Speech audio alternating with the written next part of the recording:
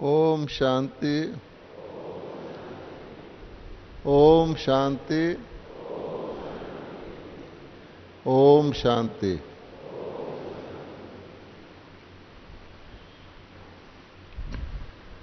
आज 25 अगस्त के दिन भारत के कोने कोने से हमारे ये सब हजारों भाई कुमार और अदर कुमार प्यारी दादी जी का 9th एनिवर्सरी मनाने के लिए इकट्ठे हुए हैं। सुबह से ही किसी न किसी रूप से हम दादी जी की इस शांति वन में उपस्थिति का अनुभव कर रहे हैं। अवश्य ही बाबा ने आज के दिन दादी जी को यहाँ पूरा चक्कर लगाने के लिए भेजा है और जितने भी भाई लोग एकाग्र होकर जो नए नए भी हैं दादी जी की स्मृति में रहेंगे, उनको ऐसे महसूस होगा कि आज के दिन दादी जी यहाँ पर ही हैं, हमारे साथ हैं। पहली बात जो आज की सभा को, इस विशाल सभा को देखकर मन में आती है वो ये है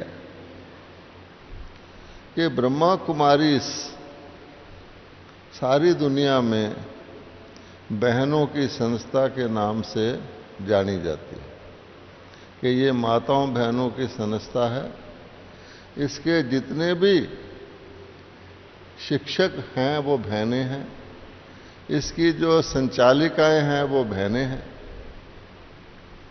फिर क्या बात है, सोचने की बात है कि इस सभा में भाई ही भाई दिखाई देते हैं, भाई ही भाई दिखाई देते हैं। कुछ तो होगा ना कारण। बहनों की संस्था, कई लोग तो ये समझते इसमें बहनें ही आ सकती हैं सिर्फ, लेकिन आज के दिन प्रकाश मणि दादी जी के दिन ये भाई ही भाई दिखाई दे रहे हैं। इसका भी एक कारण है, क्योंकि इस सृष्टि नाटक में कारण के बिना कुछ नहीं होता। कारण ये है कि दादी जी का नाम बाबा ने रखा हुआ था कुमारिका। कुमारिका का अर्थ ये था कुमारों की दादी।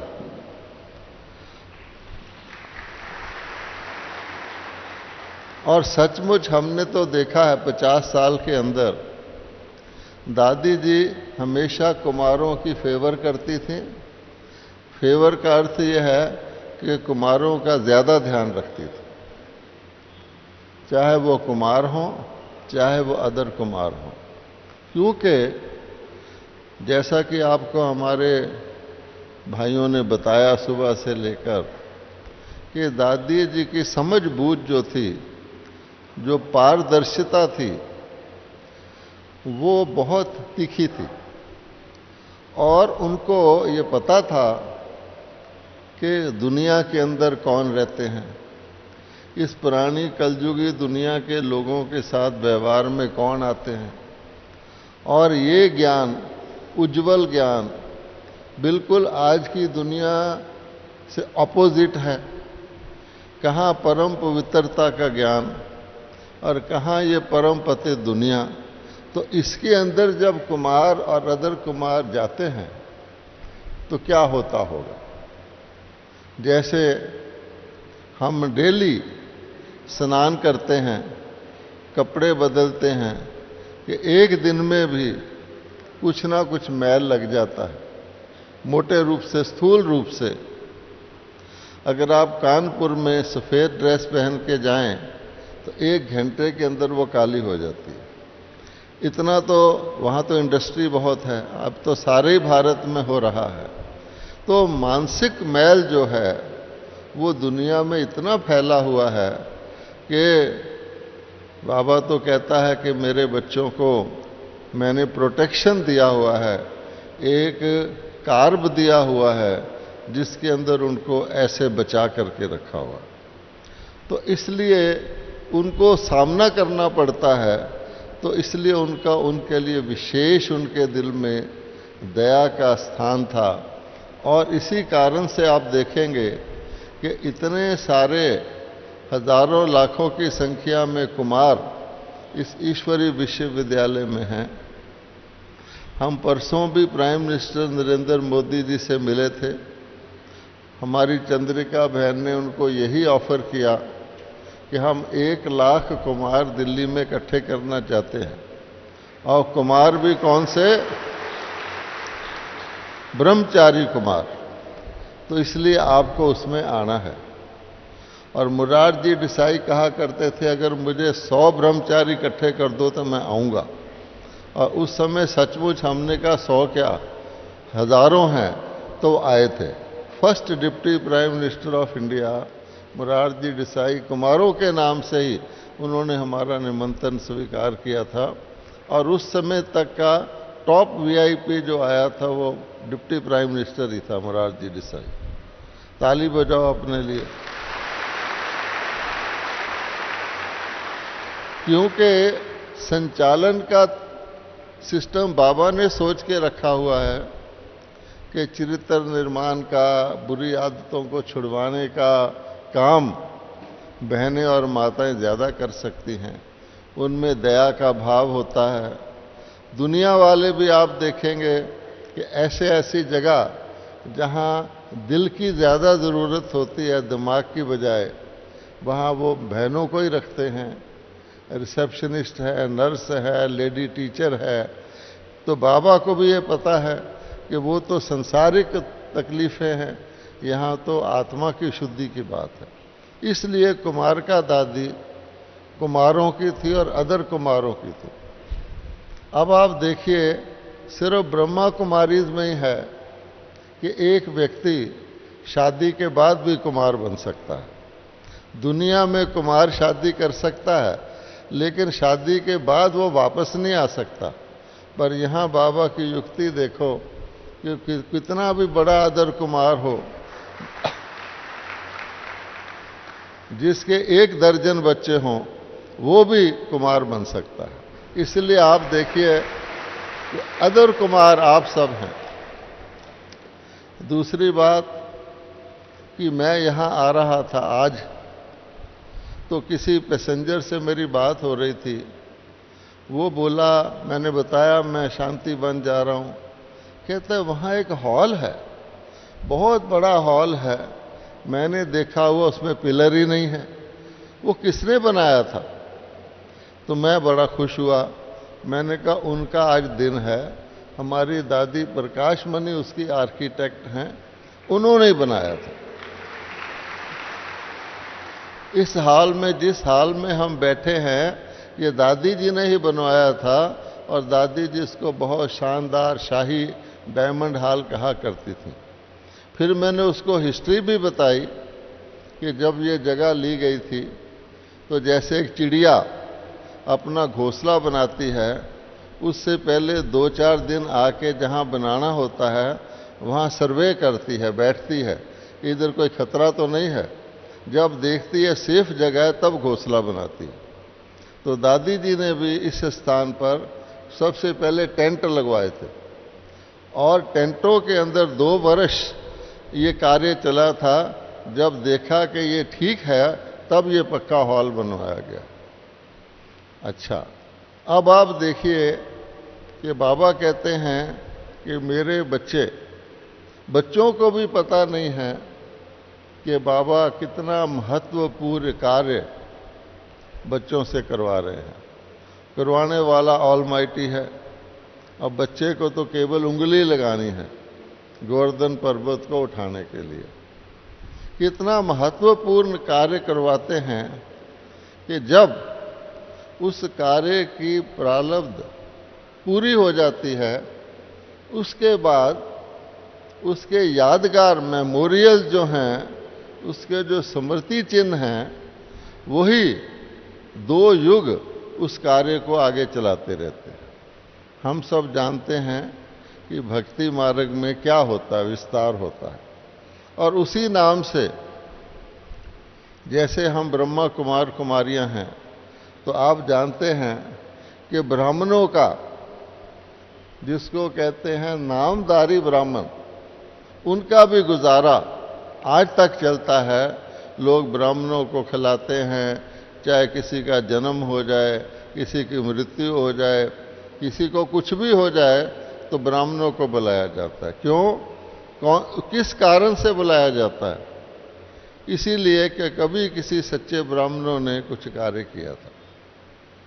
अगर आप इसी हिसाब से देखें तो दादी प्रकाशमणि जी का कौन सा यादगार भक्ति मार्ग में चला आता है, जो हमें आज स्मृति में लाना चाहिए?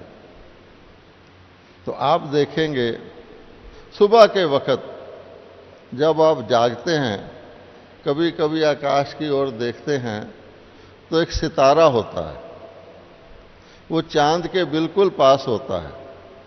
उसको सुबह का तारा कहते हैं। और वो इतना चमकदार होता है कि ना चाहते भी आपका ध्यान उसकी तरफ जाता है। वो सितारा कौन है? अब तो आप अंदाजा लगा सकते हैं वो सितारा कौन है। हमारी दादी प्रकाशमणि। कैसे? अगर ब्रह्मा बाबा जी को ज्ञान सूर्य से तुलना दी जाती है, और ब्रह्मा बाबा और शिव बाबा तो इकट्ठे हैं, और सूर्य तो रोशनी का चिन्ह है ही, प्रकाश का चिन्ह है, ज्ञान का चिन्ह है। यहाँ तक कि गीता के फर्स्ट पेज पर भी लिखा हुआ है कि ये ज्ञान सबसे पहले सूर्य ने दिया। और मतेश्वरी जी को तो मम्मा कहते ही थे कि चंद्रमा की जो प्रतीक है वो मतेश्वरी जी हैं। और सितारों के लकी स्टार्स के प्रतीक कौन हैं? बाबा के अनन्य बच्चे। हम ये भी जानते हैं कि सितारों में और चंद्रमा में अपनी रोशनी नहीं होती, वो सूर्य की रोशनी को रिफ्लेक्ट करते हैं। और हम जानते हैं कि जो कुछ भी पत्थर को चमकदार बना दिया, हीरे जैसा बना दिया, उसके यादगार में ये सूर्य चांद सितारे सारी दुनिया को रोशनी देते रहते हैं। और सारी दुनिया में एक ही सूर्य है और एक ही चंद्रमा है। इसी प्रकार से सुबह का तारा भी एक ही है। ताली बजाओ।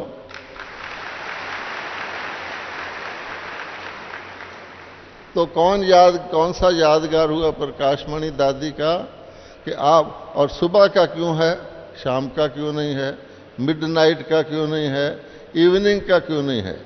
ये भी आप जानते हैं कि अमृत वेला जो होता है, दादी जी उसको ही महत्व देते थे। और कभी भी अमृत, मैंने जहाँ ज्ञान अमृत बाबा हमको कहते हैं पिलाता हूँ, मैं खुद तुमको शक्ति भरता हूँ। इसलिए कभी भी आप सुबह आकाश की तरफ देखें तो याद कर लीजिए क्या कि हमारी दादी आकाश में चमक रही है।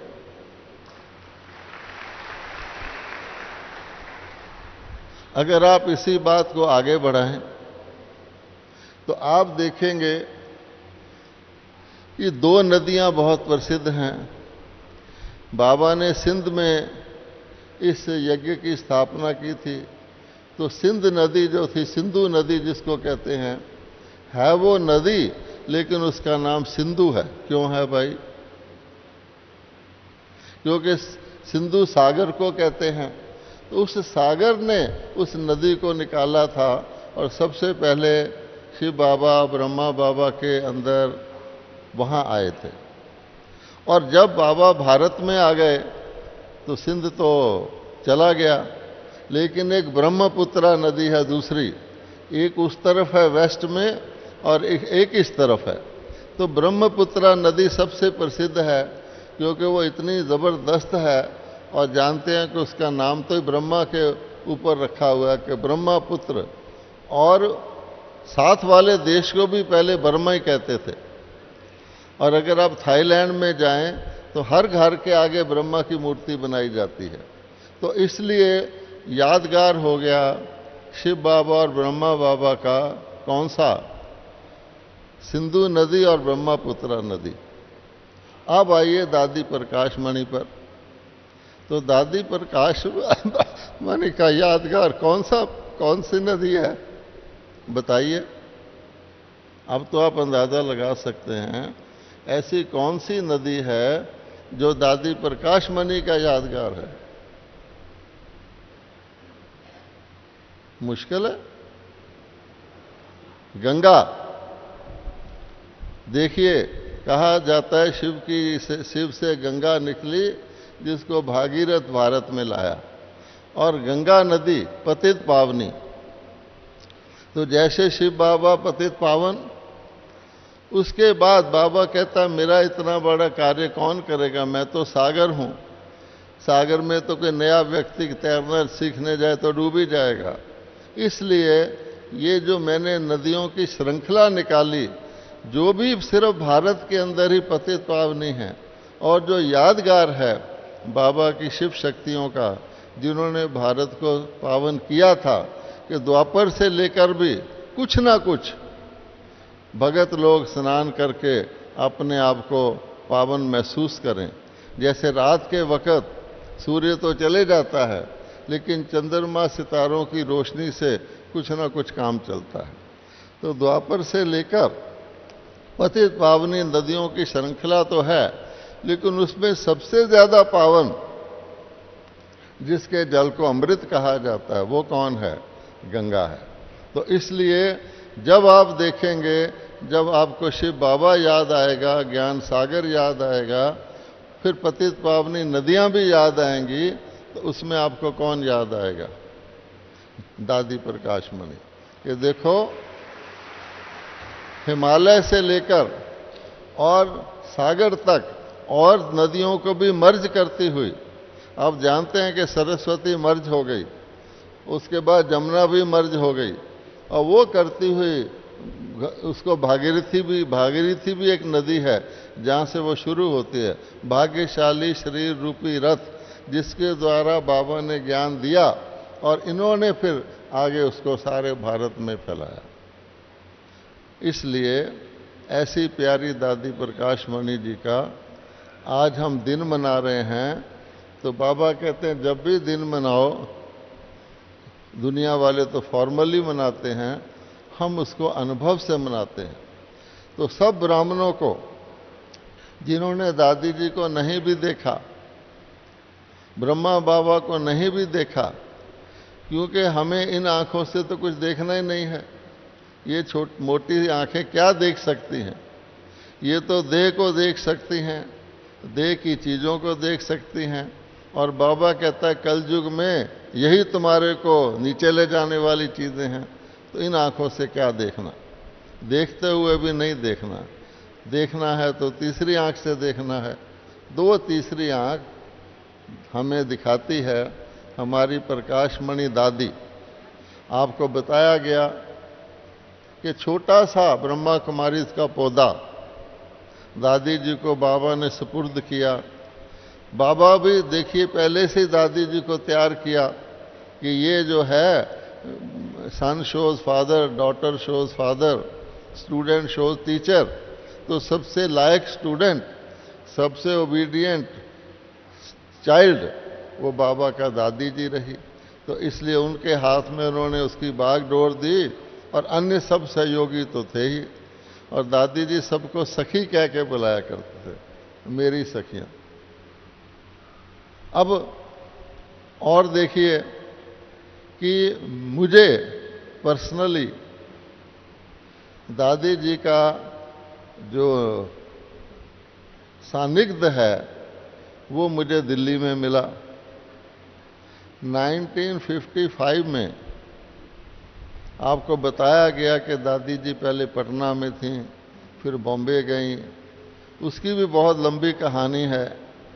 ये लंबी कहानी को छोड़ दें बीच में दादी जी दिल्ली में आई थी और मेरे ही लौकिक पिता के घर, जिसको उन्होंने सेंटर बनाया था, वहाँ रहती थी हमारे साथ। और एक ही भोजनालय में हम भोजन खाते थे, समझो दादी जी के साथ ही भोजन खाते थे।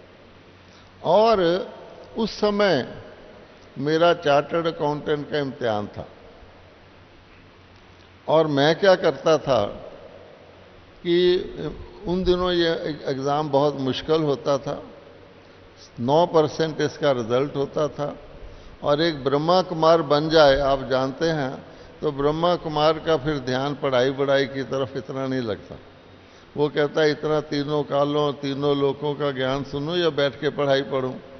पर बाबा उसको ध्यान भी रखता है, क्योंकि वो ऐसे भी नहीं लापरवाह होते कि जो बाबा का नाम बदनाम करवा दें कि पढ़ाई में नंबर ना आए। तो मैं रोज सवेरे एग्ज़ाम देने से पहले दादी जी से दृष्टि लेता था। घर से निकलने से, सेंटर से निकलने से पहले 2-3 मिनट में दृष्टि लेता था और मेरा दृढ़ विश्वास था कि दादी जी की एकाग्रता जो है, दादी जी का बाबा के साथ कनेक्शन जो है, मेरा तो इतना नहीं था उस समय, तो वो मुझे मदद करेगा एग्ज़ाम में एकाग्रता के लिए। एग्ज़ाम में केवल यही होता है, एकाग्रता हो, कॉन्फिडेंस हो, तो आप अच्छा काम करते हैं। तो मैंने एग्ज़ाम दे दिया और एक दिन मैं सोया हुआ था तो मेरे भाई ने मुझे जगाया, अरे तुम्हारा नाम पेपर में आ गया, तुम पास हो गए। मुझे बहुत खुशी हुई कि देखो कि एक केवल दादी जी के वहाँ प्रेजेंट होने से और उनसे मेरा भाग्य था। मैंने ऐसा सोचा, नहीं तो लास्ट दिन भी बच्चे पन्ना देखते रहते, कुछ पढ़ लूँ। मैंने सोचा पढ़ने का तो कोई लास्ट दिन तो घबराहट ही होती, कोई फ़ायदा नहीं होता। अच्छा, इस तरह से मैं अपना वो जो है पास होना, वो भी दादी जी के ही समर्पित करता हूँ। उसके पश्चात दादी जी फर्स्ट टाइम अफ्रीका जा रहे थे 1981 में। तो माउंट आबू में जो मेडिटेशन हॉल है पांडव भवन में, वहाँ क्लास हुई, दादी जी को विदाई दी गई। और उस समय नीचे आए तो जो सीढ़ियाँ हैं, वहाँ मैंने कहा, दादी जी आप अफ्रीका जा रहे हैं, मैंने तो कभी हवाई जहाज़ भी नहीं देखा। कहती अच्छा तुमने हवाई जहाज़ नहीं देखा, तुम चलो मेरे साथ अफ्रीका। इस तरह की थी दादी जी, आप बताओ। और सचमुच में उनके साथ अफ्रीका गया नवंबर 81 में। उसके बाद दादी जी मुझे 2 बार अमेरिका भी ले गई, ऑस्ट्रेलिया भी ले गई। अपनी जिस कंपनी में मैं जॉब करता था, बहुत बड़ी थी, उसमें ज़्यादा से ज़्यादा मैं मैनेजिंग डायरेक्टर बन जाता। लेकिन ये जो सेवा, ऐसे नहीं कि अफ्रीका घूमने की बात है, लेकिन आपका भाग्य हद से बेहद का इस ज्ञान में आने से अपय हो जाता है। ये बात मैं आपको बताना चाहता हूँ। और सिर्फ जाने की बात नहीं होती, उनके साथ जब आप जाते हैं तो आपको पता है कि बड़े के साथ जाने में एक तो बहुत फख्र आता है, खुशी आती है और व्यक्ति बहुत कुछ सीखता है। तो हमने दादी जी से सानिध्य से कैसे उठते हैं, कैसे बैठते हैं, कैसे खाते हैं, बहुत कुछ सीखा। आप हैरान होंगे कि फर्स्ट टाइम जब मैं अफ्रीका के प्लेन में दादी जी के साथ बैठा था तो अचानक प्लेन में उन्होंने फिल्म दिखाना शुरू कर दिया। और जो ही उन्होंने फिल्म दिखाना शुरू किया, दादी जी ने सोचा ये यंग लड़का है, इसका ध्यान फिल्म की तरफ जाएगा। तो फौरन दादी जी ने मेरे से बातचीत शुरू कर दी। मैं भी समझ तो गया, लेकिन देखो उन्होंने कुछ नहीं कहा, मेरे को बुला के कुछ बातचीत करनी शुरू कर दी। अच्छा, इसी प्रकार से अगर आप दादी जी के टोटल लाइफ में देखेंगे, वो किसी को भी इस तरह शिक्षा नहीं देते थे, लेकिन अपने जीवन से ही शिक्षा देते थे। उनके जो मैनरिज्म था वो बहुत ही सटल था, यानी बहुत सूक्ष्म था, आपको पता भी नहीं लगेगा, लेकिन वो आपको शिक्षा दे जाएंगे। मान लो हम दादी जी के साथ भोजन कर रहे हैं कोई व्यक्ति स्लो भोजन करता है, कोई तेज करता है। तो दादी जी किसी को बताएंगे नहीं, ऐसे नहीं कहेंगे आराम से खाओ या जल्दी खाओ, नहीं। वो बैठे रहेंगे, कुछ ना कुछ देख लेंगे, थोड़ा बहुत खाते पीते रहेंगे, लास्ट मोमेंट तक बैठे रहेंगे जब तक लास्ट व्यक्ति खाना नहीं खा लेगा। ये हमने नोट किया, ये सीक्रेट मैनरिज्म था उनके अंदर, ऐसे नहीं को कहती थी। कई लोग मशहूर है कि दादी जी को गला हुआ केला पसंद था। वास्तव में वो नहीं था, लेकिन दादी जी इकोनॉमिकल थी। वो सोचती थी कि चलो इसको कोई नहीं खाएगा तो यज्ञ का फायदा हो जाएगा, इसलिए खा लेती थी। ये भी आप याद रखिए, हमने बहुत उनको देखा है सटल। अब आपको बताएं दो चार बातें, दादी जी कैसे आत्माओं के साथ बिहेव करते थे। हम सब जानते हैं कि दुनिया के कोई भी लीडर हो, चाहे वो राजनीतिक लीडर हो, धार्मिक लीडर हो, वैज्ञानिक हो, फिलॉसफर हो, दुनिया के किसी भी लीडर ने दुनिया के इतने लीडर्स को नहीं मिला है जितना दादी जी ने मिला है। चाहे वो प्रेसिडेंट्स हों, चाहे वो धर्म नेता हों, चाहे वो कॉन्फ्रेंसेस हों, और ना केवल उनके देशों में जाके मिला है बल्कि माउंट आबू में भी। उस वक्त माउंट आबू आप सोचिए उन दिनों का, जहां पर के फास्ट ट्रैवल भी नहीं होता था, सड़क भी इतनी बढ़िया नहीं बनाई थी जो वर्ल्ड बैंक ने अब बनाई है। पुरानी टैक्सियां होती थी और डायरेक्ट कोई कनेक्शन अभी तक भी नहीं है प्लेन का। लेकिन यहाँ पर हर साल यूनाइटेड नेशंस का कोई सेक्रेटरी जनरल, कोई एडिशनल सेक्रेटरी जनरल, कोई आते रहे, हर साल लगातार 6 साल आते रहे। और ना केवल वो, भारत के राष्ट्रपति, भारत के उपराष्ट्रपति, भारत के प्रधानमंत्री, सुप्रीम कोर्ट के चीफ जस्टिस, कम से कम सुप्रीम कोर्ट के 22 जज यहाँ आ चुके हैं। अब आप सोचो किसका किसका कशिश था। और दादी जी का मैं इतना सिंपल, इतना सादा, लेकिन इतना रॉयल बिहेवियर था।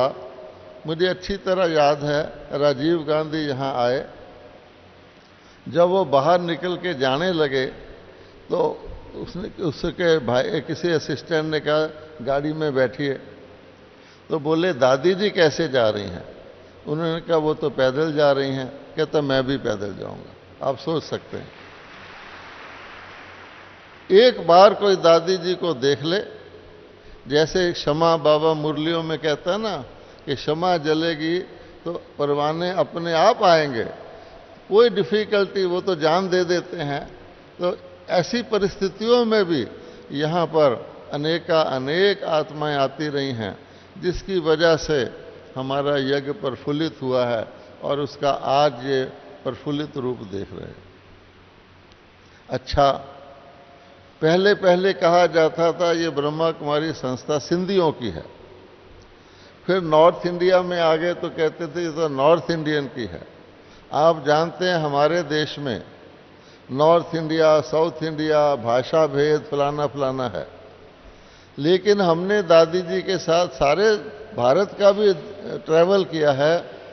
साउथ इंडिया के भाई बहन दादी जी को दादी माँ के रूप में, उनके अंदर भावना बहुत होती है, इतनी भावना से देखते थे कि कभी किसी के मन में ये आया ही नहीं कि कोई north India, south India, Hindi भाषा नहीं, क्योंकि उनके मन में नहीं था।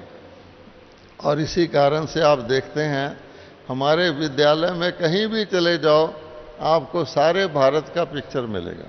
भारत की बात तो छोड़ो, अब विदेशों में जाओ, अब विदेशों में कहाँ चाइना, कहाँ निग्रो, कहाँ पीला, कहाँ काला, कहाँ कोई भाषा। अब वो भी दादी जी को बड़े प्यार से, क्योंकि यहाँ भाषा दुनिया वाली भाषा नहीं, यहाँ प्रेम की भाषा, यहाँ दया की भाषा, यहाँ रूहानियत की भाषा है।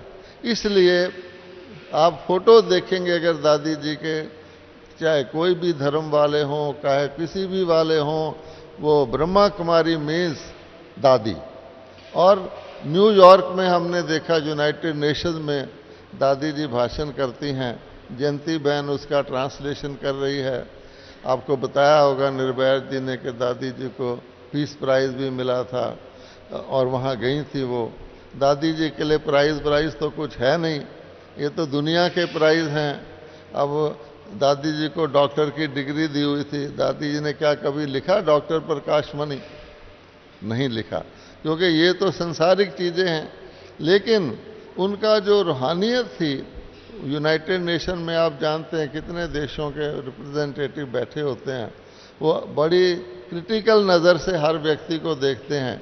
और देखिए कि यूनाइटेड नेशंस में ब्रह्मा कुमारी को मेंबरशिप मिलना और ब्रह्मा कुमारी को भी इकोनॉमिक एंड सोशल काउंसिल में मेंबरशिप मिलना, यूनिसेफ, ये बड़ी बात है कि ब्रह्मा कुमारी का इकोनॉमिक्स से क्या ताल्लुक है। तो इसलिए अभी गीत बजा था कि दुर्गा भी तुम ही हो, लक्ष्मी भी तुम ही हो, सरस्वती भी तुम ही हो। बाबा ने हमें बताया हुआ है कि बच्चे सतयुग में तो वजीर भी नहीं होता। जब कंप्लीट सालम बुद्धि है तो वजीर की क्या ज़रूरत है। तो अब हमने भक्ति के लिए अलग अलग देवियां बना ली हैं कि जो विद्या की देवी है वो सरस्वती जी हैं, जो धन की देवी है वो लक्ष्मी जी हैं, शक्ति की देवी दुर्गा जी, बहुत सारी बनाई हुई हैं। एक बार मैं नवसारी गया था, वहाँ एक मंदिर के बाहर देवी देवताओं की डिग्रियां लिखी हुई थी कि लक्ष्मी फाइनेंस मिनिस्टर है, सरस्वती एजुकेशन मिनिस्टर है, अन्नापूर्णा फूड मिनिस्टर है, हनुमान डिफेंस मिनिस्टर, आदि आदि।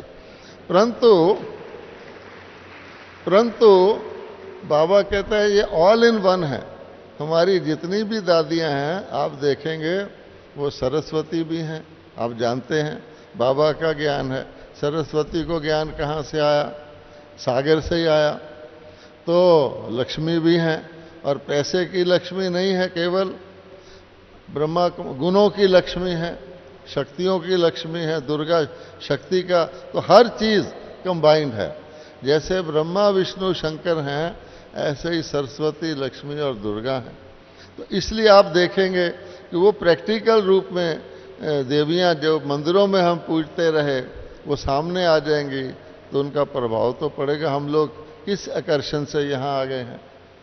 अब आप देखिए कि दादी जी का एडमिनिस्ट्रेशन, वो तो मानते ही हैं। बड़े बड़े यहाँ आर्किटेक्ट आए, बड़े बड़े कंपनियों के हेड आए, उन्होंने कहा अगर हमें इस तरह का हॉल बनाना हो, हमें इस तरह का शांति वन बनाना हो, हमें तो बहुत टीम ऑफ इंजीनियर रखनी पड़ेगी, आर्किटेक्ट रखने पड़ेंगे। ये आपकी दादी कमाल है कि ये आप अपने आप ही दादी जी हर चीज़ का फैसला कर लेती हैं। ऊपर जो पहले ओम शांति भवन बना, ओम शांति भवन में भी दादी जी का ही सारा डिज़ाइन था, यहाँ भी उनका था। वो देखते ही पहचान लेती थी इसको ऐसे किया जाए जैसे देवता करते थे। तो देवताओं की सालम बुद्धि थी। इसलिए अब सुनिए दादी जी लोगों के साथ कैसे व्यवहार करते थे। एक राजनीतिक नेताजी जो सेंट्रल गवर्नमेंट के यूनियन मिनिस्टर भी थे, वो उन्होंने सिरोही डिस्ट्रिक्ट को अपना इलेक्शन में खड़े होने के लिए चुना हुआ था। वो यहाँ सिरोही से इलेक्शन लड़ा करते थे। तो माउंट आबू में आए, किसी ने उसको कहा ब्रह्मा कुमारी बहुत धनवान संस्था है। लोग ऐसे ही समझते हैं ब्रह्मा कुमारी के पास बहुत धन है, आप जाओ। तो उसी लक्ष्य से आया, वो दादी जी से मिला, प्यार से बैठा। तो उसने कहा दादी जी मैं यहाँ, क्योंकि वो समझते हैं हम राजनीतिक नेता हैं, हम जब बन जाएंगे मंत्री तो हर एक समझता है मेरे को फ़ायदा हो जाएगा, तो लोग उनको कुछ ना कुछ दे देते हैं। तो उसने गोल मोल भाषा, दादी जी तो बंदे को देखते ही परख लेती थी। कहा उसने दादी जी मैं यहाँ से इलेक्शन लड़ रहा हूँ, आदि आदि, पहले भी मैंने लड़ा था। तो दादी जी ने उसको सीधा ही कहा भैया ये देने की जगह या लेने की जगह, बस। अब वो बड़ा ऐसे नहीं नहीं, हम तो आपका केवल आशीर्वाद चाहते हैं, बस ये वो करके चला गया। ये दादी जी का तरीका आप देखेंगे। इसी प्रकार से एक और आया, दादी जी आपके पास पैसा कहाँ से आता है, समझा? ऐसे ऐसे बहुत आ जाते हैं, उनको ये पता ही नहीं कि संस्था कैसे इकोनॉमिकली और बिल्कुल गरीबी से चलती है। वो किसी दिन फंक्शन होता है, हम लोगों की खातर कर देते हैं, वो समझते हैं शायद रोज ही ये लोग ऐसा ही भोजन करते होंगे। तो आके बोला, दादी जी आपके पास पैसा कहाँ से आता है? आप जानते हैं उनका क्या उत्तर था? दादी जी ने और कुछ नहीं कहा, बोले भैया तुम्हारा पैसा जाता कहाँ, ये बताओ। क्योंकि अगर आप देखेंगे तो दुनिया के लोगों का बहुत सारा धन तो फजूल खर्ची में जाता है। ऐसा ही एक प्रश्न और पैदा हुआ था। जो हमारा ओम शांति भवन बन रहा था, उस समय गवर्नमेंट ने ऑर्डर पास कर दिया कि माउंट आबू में कोई भी कंस्ट्रक्शन नहीं होगा, और वो ऑर्डर आज तक भी है, और उसी कारण से हमने ये शांतिवन बनाया। वैसे वृद्धि के कारण भी बना है। तो उन्होंने बीच में कंस्ट्रक्शन रोक दिया कि नहीं बनेगा। अब मुझे भेजा गया, मैं परचांस यहाँ था, तुम जाके सिरोही के कोई होते हैं ऑफिसर कलेक्टर, उससे मिलो और इसको ओके कराओ। तो मैं बनारसी भाई डॉक्टर को लेकर के, मेरी तबीयत ठीक नहीं थी, हम गए, कड़ी धूप थी, वहाँ पहुँचे। और हम हमेशा बहनों के बगैर कहीं नहीं जाते, हमने लोकल बहन जी को लिया और पहुँच गए।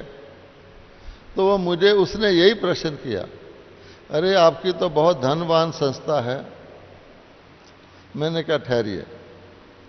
मैंने जेब से रुमाल निकाला, मैंने कहा जी ये रुमाल कितने का होगा? 10 रुपए का तो होगा। अच्छा ये बताइए कि दुनिया में, भारत में कितने गरीब लोग हैं बिलो पॉवर्टी लाइन? 40 करोड़ तो होंगे। अगर 40 करोड़ भारतवासियों को 10 रुपए का एक रुमाल एक टाइम देना हो तो आपको कितने पैसे चाहिए? 400 करोड़ एक रुमाल देने के लिए। तो आप समझते हैं कि ब्रह्मा कुमारी इतनी धनवान है जो गरीबों की मदद करेगी। उसने कहा आप गरीबों की क्या मदद करते हैं? मैंने कहा हम करते हैं, हम इस तरह से करते हैं, हमारे पास जो भी आते हैं, ज़्यादातर तो गरीब ही आते हैं, लेकिन जो धनवान आते हैं उनको हम सिखाते हैं कि अपना धन कैसे प्रयोग करना है, और वो उस धन से गरीबों की मदद होती है। गरीब अपने पांव पर खड़ा होता है। गरीब भी बहुत सारा धन व्यसनों आदि में, बीड़ी पीने में, इसमें खर्च करता है, उसको हम रोकते हैं। गरीबी चरित्र की है, गरीबी बाहर की बाद में आती है। उसके बाद उसने कहा मेरी पत्नी दिल्ली यूनिवर्सिटी में प्रोफेसर है। मैंने कहा मैं ऐसे कुछ हो गया, उसने सैंक्शन कर दिया। तो इस प्रकार से हमने देखा है कि हमारी दादियाँ, कई लोग ये समझते हैं दादी जी चली गई, हमने बहुत मिस कर दिया, ये भाई बहनें तो दादी जी के टाइम के पले हुए हैं, अगर दादी जी होती तो पता नहीं क्या होता। लेकिन ऐसा नहीं है। आप देखेंगे कि एक पेड़ जो होता है, पेड़ आगे कैसे बढ़ता है? पेड़ का बीज के अंदर सारी शक्ति होती है, और बीज वो सारी शक्ति जड़ को दे देता है, और जड़ हमेशा धरती के नीचे होती है, वो दिखती नहीं है। फिर जड़ वो शक्ति ऊपर चढ़ाती है, और धीरे धीरे पेड़ का लास्ट पत्ता भी जो होता है उसका कनेक्शन भी बीज से होता है। इसी प्रकार से बाबा मम्मा ने दादियों को बनाया, दादियों ने सैकड़ों बहनों भाइयों को बनाया, और वो जो शिक्षा हमने उनसे ली हुई है वो फिर आगे पास ऑन होती रहती है। और हमें तो ब्रह्मा बाबा, शिव बाबा दोनों इंजन हैं जो हमको, हमारे उसको ज्ञान को रिफाइन भी करते रहते हैं। अच्छा, दादी जी की मुख्य शक्ति क्या थी? दादी जी की मुख्य शक्ति थी संपूर्ण पवित्रता। बड़ी बड़ी सभा में दादी जी क्या पूछा करती थी? सारी सभा में कोई ऐसा है जिसने कभी झूठ ना बोला हो? अब कोई हाथ नहीं उठाता था। दादी जी कहती थी मैंने कभी झूठ नहीं बोला। ताली बजाओ। दादी जी कहती थी ऐसा कोई है जिसने कभी क्रोध ना किया? वो सोचते थे क्रोध तो हम दिन में 100 बार करते हैं, मैंने क्रोध नहीं किया। तो ये जो है, ये जो 5 विकार हैं, अगर एक व्यक्ति के साथ भी आपने 5 विकार कर लिए, सारी दुनिया से नहीं किए, एक व्यक्ति से क्रोध कर लिया, एक व्यक्ति से मोह कर लिया, एक व्यक्ति से छीन लिया, एक व्यक्ति से अभिमान कर लिया, एक व्यक्ति को बुरी दृष्टि से देख लिया, तो हम पावन थोड़ी हुए।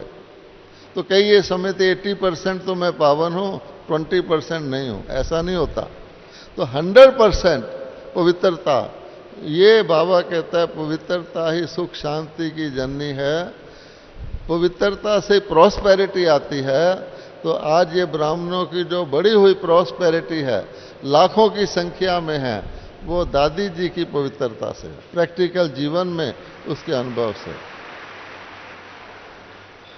अभी समय हो गया है, शायद अगला फंक्शन शुरू होने वाला है। मैं यहीं स्टॉप करता हूं। आप भाई बहनें दादी जी को हमेशा अपने साथ समझेंगे, आज के दिन को याद रखेंगे। आज का दिन हम दादी जी का मनाने गए थे। ये पतित पावनी हैं, इनकी शक्ति, अगर नदी पतित पावनी 2 युग लोगों को पावन कर सकती है, तो आज का हमारा मनाया हुआ दिन कोई ऑर्डिनरी चीज नहीं है। ओम शांति।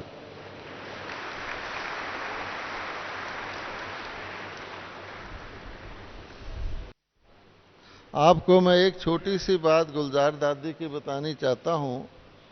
अभी दिल्ली में गुलजार दादी थी, तो एक फोटो है जिसमें गुलजार दादी, प्रकाशमणि दादी और जानकी दादी खड़ी हैं।